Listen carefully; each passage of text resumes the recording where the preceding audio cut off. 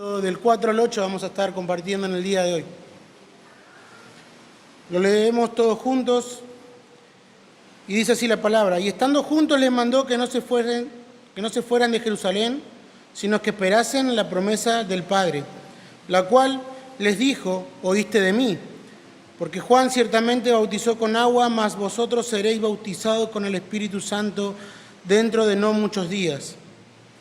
Entonces los que se habían reunido le preguntaron, diciendo: Señor, ¿restaurarás el reino a Israel en este tiempo? Y les dijo: no os toca a vosotros saber los tiempos o las sazones que el Padre puso en su sola potestad, pero recibiréis poder cuando haya venido sobre vosotros el Espíritu Santo, y me seréis testigos en Jerusalén, en toda Judea, en Samaria y hasta lo último de la tierra. Amén. Oremos. Padre, te damos muchas gracias por este momento que nos has regalado de poder venir y adorarte y escuchar tu palabra. Te adoramos, Señor. Te damos toda la gloria, honra y alabanza al Rey de Reyes y Señor de Señores. Te pedimos que nos ayudes cada día más, Señor, que tu gracia nos acompañe constantemente como lo hace todos los días. Te agradecemos por tus infinitas misericordias que se han sido renovadas cada mañana. Te damos toda la gloria, honra y alabanza y lo podemos hacer mediante el sacrificio de Cristo. Oramos en su nombre.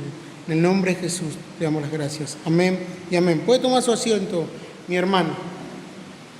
Como decía recién, me olvidé mi permiso.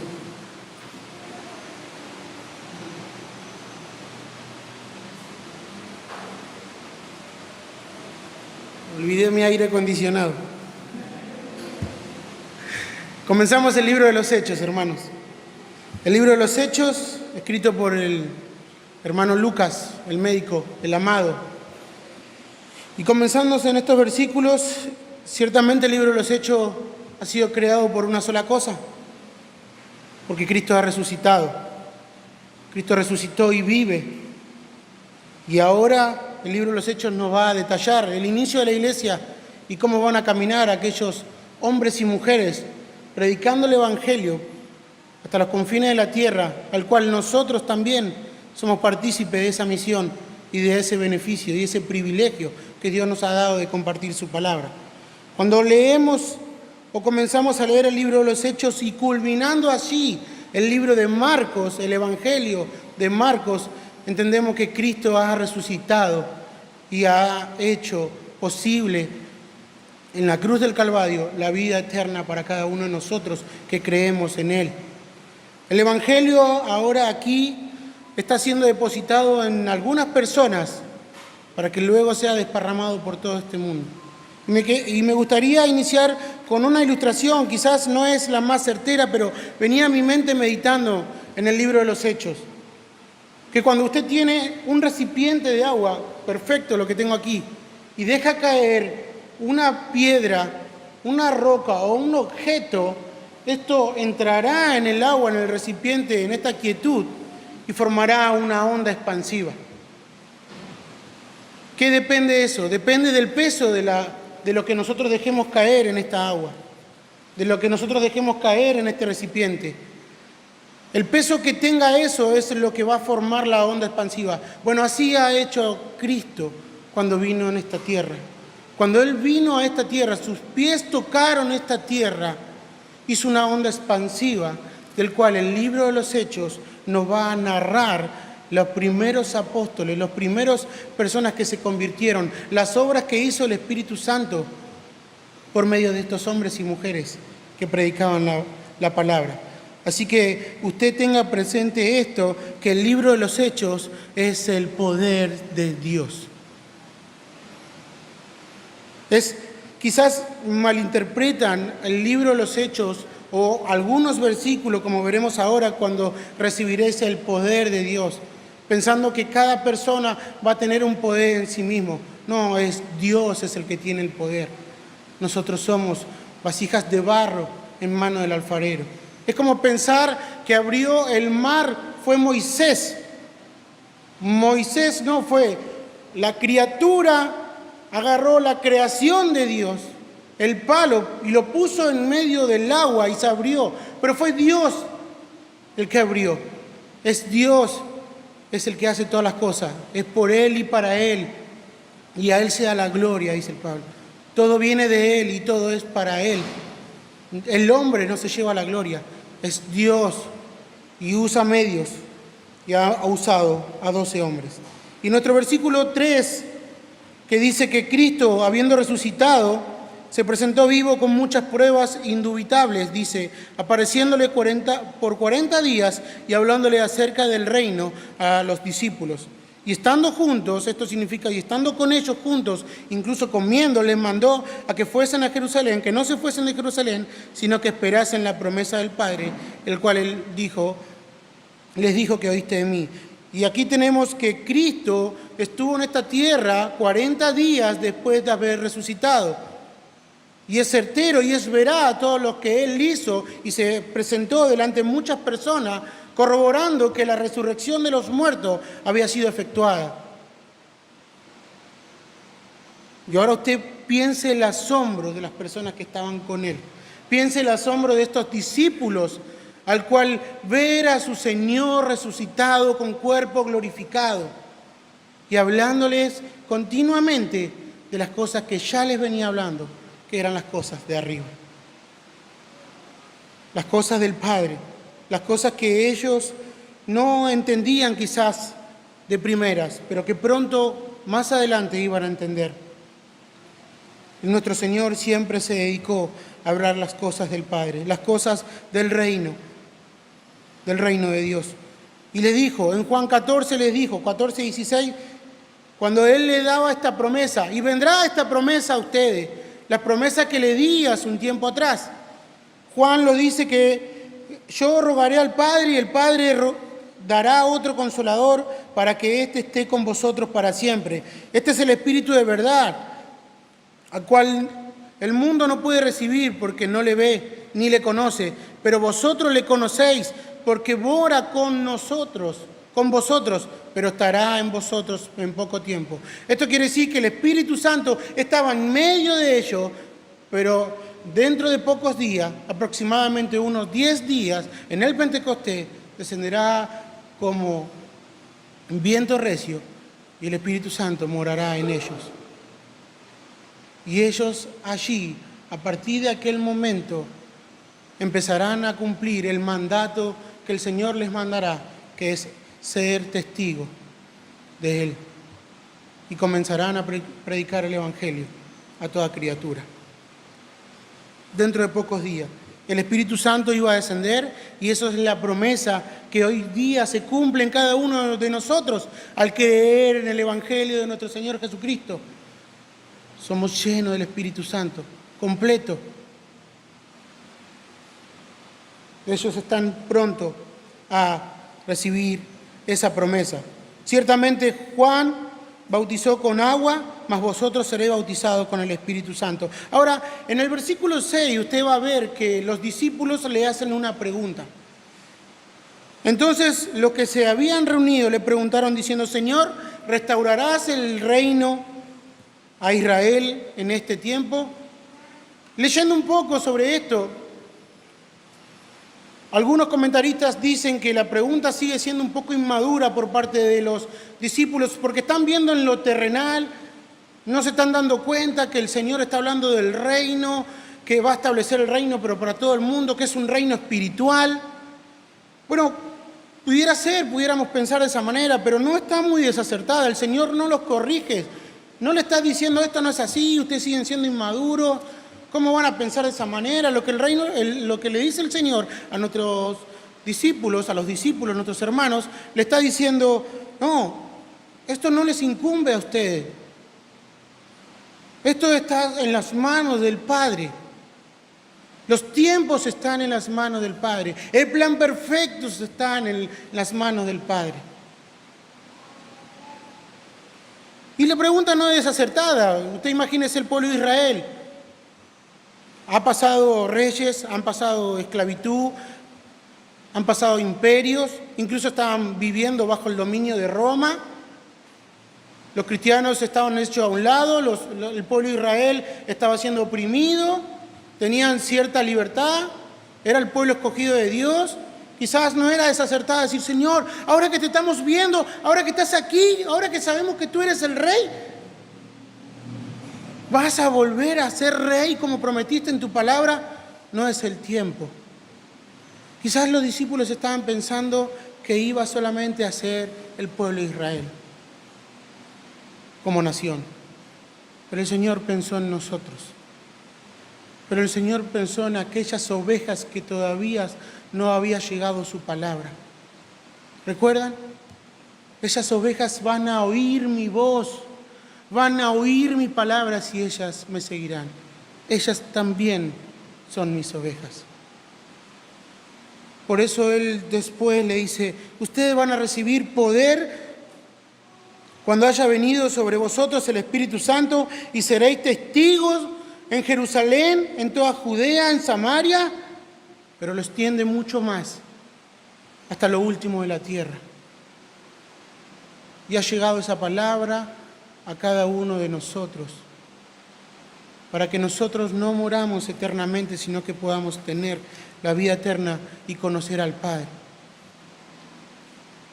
La venida del Espíritu Santo dentro de poco sería la confirmación de la salvación de cada uno de ellos, como lo es en nosotros.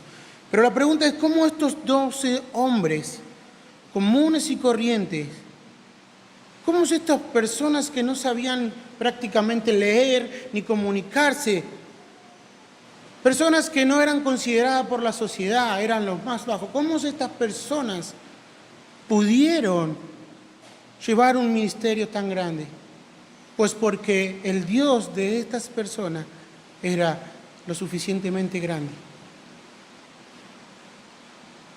No es la persona en sí misma, es el poder de Dios a través de su palabra, los cuales el Espíritu Santo iba a capacitar, iba a utilizar a cada uno de estos apóstoles para hacer señales, prodigios y maravillas, y allí poner los fundamentos de la iglesia en un periodo determinado para que nosotros hoy llegue este libro bendito y poder así vivir la vida que Cristo quiere que sus hijos vivan. Pero ¿qué significa ser testigo de nuestro Señor Jesús? Usted recuerda que en Mateo 28 Jesús le dice a los discípulos que tendrían que ir y predicar el Evangelio, ir y hacer discípulos. Bautizarían y enseñarían todas las cosas que Jesús le había enseñado. Pero aquí en Hechos 1:8 le dice algo un poco más distinto, da un énfasis diferente. Ahora no ustedes tendrían que enseñar estas cosas. No se trata de lo que harían los discípulos, lo que iban a hacer, sino se trata de lo que serían los discípulos. Ellos serían testigos de nuestro Señor Jesucristo. Y esto es algo muy diferente. La importancia y la centralidad de la tarea que les había sido encomendada a cada discípulo era que ellos todo el tiempo, serían testigos de nuestro Señor Jesús. Ellos no dirían, bueno, Pedro, ahora que te vas de aquí, agarra la caña, crúzatela en los hombros, vete al río, que vos te gusta pescar, parece que de chico pescaba, te enseñaron, tirate una caña y si se te acerca una barca, bueno, le comentás que me viste. No, ellos iban a ser reconocidos por ser testigos de nuestro Señor Jesucristo y todo lo que implica hacerlo. El testimonio de cada uno de ellos iba a ser su identidad. Iban a ser reconocidos por sus testimonios. De modo que alguna persona quizás le iba a preguntar, ya no lo iban a conocer. ¿Tú eres el Galileo? ¿Tú eres el pescador? ¿Tú eres el judío? ¿O tú eres Jacobo, el hijo de Alfeo? La respuesta sería de ellos, nosotros somos testigos de nuestro Señor Jesucristo.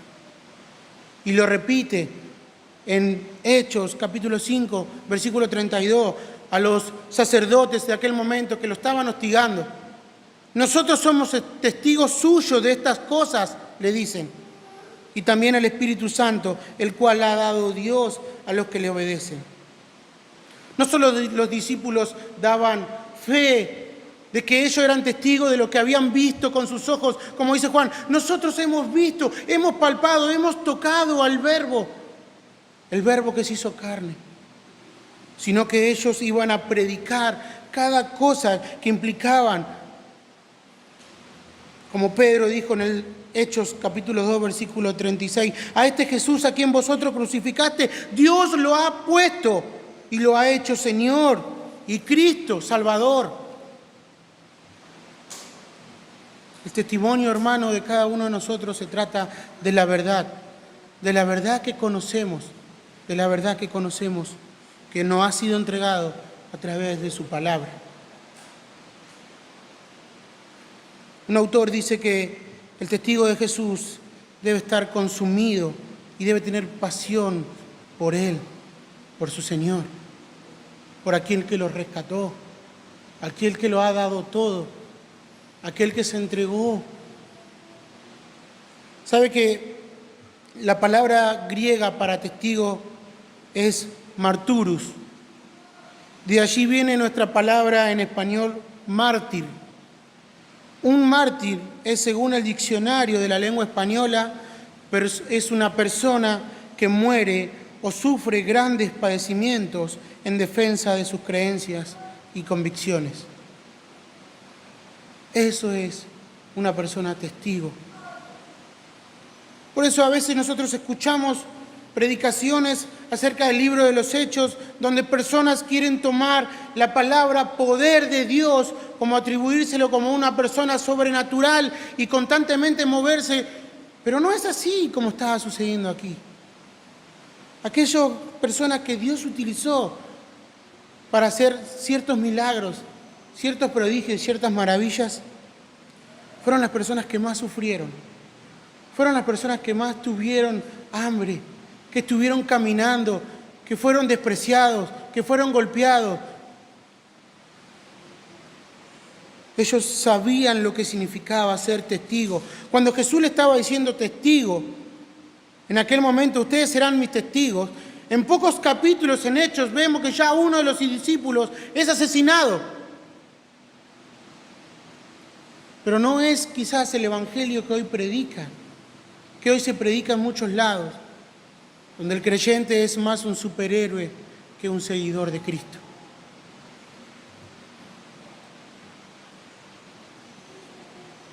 El testigo de nuestro Señor Jesús debe encontrar una pasión y un compromiso que da evidencia a cualquier persona que lo ve. Por ejemplo, cuenta que el gran evangelista y predicador del siglo XVIII, Jorge Whitefield, iba por toda su aldea despertando al pueblo a las 5 de la mañana para que vayan a escuchar las predicaciones. Y en una de las ocasiones que él iba, uno de sus oyentes fieles se encontró en el camino con un filósofo llamado David Hume. Este David Hume es conocido como un filósofo ateo. Como todos los ateos dicen, si no lo veo, no lo creo. Pero este hermano le pregunta al filósofo al ateo, y le dice, ¿por qué vienes tú tan temprano? Porque pensé que tú no creías en estas cosas. Y él le respondió, bueno, yo no creo, pero este Whitefield, este sí cree. Este sí cree. Porque el hermano Whitefield transmitía la pasión. Él era testigo de nuestro Señor Jesucristo, así como eran sus discípulos. El testigo de nuestro Señor Jesús debe tener en el centro a nuestro Señor Jesús, a Él mismo. Debe predicar la palabra con fidelidad, debe amar la palabra, debe estar consumido por una pasión por Dios. ¿Recuerda a Pablo? Pablo no dijo, ya no vivo yo, mas Cristo vive en mí. Y Pablo, un hermano hace un poco tiempo predicó Filipenses y decía, Pablo estaba considerando todo lo que había aprendido, todo lo que él era, su currículum extenso. de cual él decía, si yo tengo que jactarme, yo me jactaré de esto, pudiera gloriarme en mi carne. Pero no, lo considero como basura, con tal de conocer a mi Señor y ser hallado en Él. También Pablo dijo con respecto a la predicación del Evangelio, ¡ay de mí! El ay de mí es una pronunciación de dolor, de calamidad. ¡Ay de mí si yo no predico el Evangelio! ¿Qué sería de mí? ¿Qué sería de mí? ¿Qué haría yo hoy si no predico el Evangelio? No encuentro otra cosa más que predicar de Cristo y hablar de Él. El Señor también le estaba diciendo aquí a sus apóstoles, en Hechos 1:8 hablaba de la extensión de dónde iba a ser su testimonio. Y esta es la pregunta que quiero hacer, mi hermano. ¿Cómo está su testimonio? ¿Cómo usted es reconocido en su ambiente? Bueno, mis hijos o mi esposo me conoce que son como cristianos. Bueno, aquellos no me entienden, no conocen el tipo de cristiano. No, mi hermano, usted tiene que estar definido que es un seguidor de nuestro Señor Jesucristo. Porque ama la verdad, porque sigue la verdad y se aparta del engaño, del error y de la injusticia y del pecado. Aunque luchamos todos los días, pero amamos a Cristo por sobre todas las cosas. Amamos a Dios. Tenemos que ser testigos de nuestro Señor, donde en cualquier lugar donde nos encontremos. No solo en la iglesia, no solo en nuestros hermanos, no en esta ciudad que nos conocen, sino en cualquier lugar donde nosotros estemos. Jesús le dice a sus discípulos, me seréis testigos en Jerusalén, en Judea, en Samaria y hasta lo último de la tierra. Los discípulos tenían que ser testigos en Samaria, con los samaritanos. No, Señor, con los samaritanos no. Recuerda a Jonás, no quería ir a predicar a Nínive. No, tú vas a ir a predicar a Nínive. Y Nínive fue salvo. Predicaron el arrepentimiento. Es un mandato de nuestro Señor Jesús. No podemos nosotros negar el Evangelio a nadie. Porque si usted niega el Evangelio a alguien, al primero que se lo tenían que haber negado es a usted, porque fue dado por gracia. El Evangelio no es merecido por nadie. Dios los ha dado por gracia. El Evangelio es la salvación de Dios, es poder de Dios. Y piense así en los discípulos siendo judíos. Entrar a Samaria a predicar el Evangelio, ¿cómo lo iban a recibir? Por eso, mi hermano, el libro de los Hechos, he llegado a una pequeña conclusión, que el libro de los Hechos nos va a humillar. Nos va a humillar a cada uno de nosotros, o a la mayoría de nosotros, por cómo estos hombres y mujeres dedicaron su vida al servicio de Dios. Y quizás nosotros nos quejamos por cosas mucho menores, del cual deberíamos dar gracias a Dios por todo lo que tenemos. Quizás ellos un libro, quizás ellos los rollos o la escritura tenían que verlo en un determinado horario, porque no tenían luz, porque era difícil acceso, y quizás nosotros hasta nos olvidamos las Biblias. Bueno, no importa, no sigo la lectura, la escucho. Pero los hermanos de Berea, dice que examinaban las escrituras. Por eso digo, mi hermano, el libro de los Hechos nos va a humillar. La pregunta ahora es, ¿está siendo testigo de nuestro Señor Jesús? ¿Está usted comportándose como un cristiano? ¿Lo están identificando como aquella persona que sigue a Cristo? Quizás le dirán, es un loco. Sí puede ser. Quizás le dicen, no hables con este porque este no entiende. Sí puede ser. Pero firme a las convicciones. Testigo, mártir, persona que muere, sufre penalidades por sus creencias. Y Cristo no le ha prometido, por así decirlo, el oro y el moro, pero sí le ha prometido que iba a pasar padecimientos. Ustedes tendrán aflicción. En este mundo le va a traer muchas aflicciones. Lo tuvo nuestro Señor. Lo tuve yo, diría el Señor, y lo tendrán ustedes. Pero confíen que yo he vencido al mundo. Esa palabra, esas cosas que nosotros podemos extraer de su palabra como principios bíblicos para caminar a nuestro Señor, son la esperanza que tenemos, que nos mantienen de pie. Si tienes un problema, si tienes una dificultad, no pienses de más. Ve a la Escritura y ve cómo Cristo está en su trono y lo sustenta todo. Él es el que está aquí. Él mandó a 12 hombres. Mire, pasaron imperios por este mundo. Quisieron dominar el mundo. Siempre se cayeron, pero nunca han podido parar el Evangelio. Y nunca lo van a parar. Porque es la palabra de Dios. Es poder de Dios para salvación. Comenzaron 12 hombres. Y hoy somos miles de millones.